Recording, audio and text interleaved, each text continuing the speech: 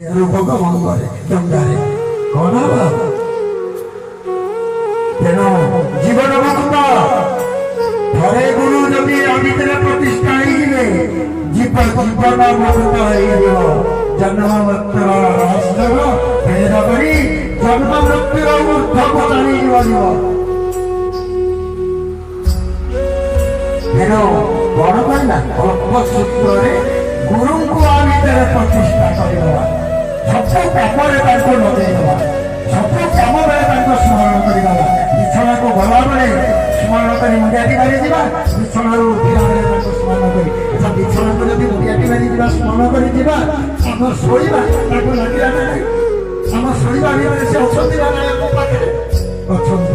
ତେଣୁ ଅଳ୍ପ ସୂତ୍ର ତାକୁ ଆମେ ଲଗେଇଦେବା। ଆମ ମନରେ ଅଳ୍ପ ସୂତ୍ର ଲଗାନ୍ତୁ, ଥରେ ଦେଖିବେ, ଅନୁଭବ କରିବେ, ସବୁବେଳେ ଦେଖିବେ ସେ ଆପଣଙ୍କ ପଛରେ ଅଛନ୍ତି। ସେ ଆଉ ଛାଡ଼ିକିରି ନାହାନ୍ତି, ଆମକୁ ଛାଡ଼ିକିରି ନାହାନ୍ତି।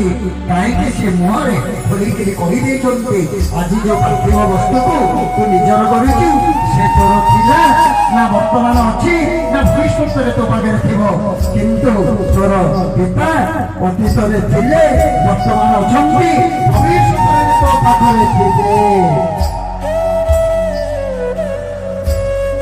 ତେଣୁ ଅଳ୍ପ ସୂତ୍ର ତାଙ୍କୁ ସବୁବେଳେ ତାଙ୍କୁ ସବୁ କାମରେ ସବୁ କାମ ପୂର୍ବରୁ ତାଙ୍କୁ କେତେ ନେଇ ଆସନ୍ତି।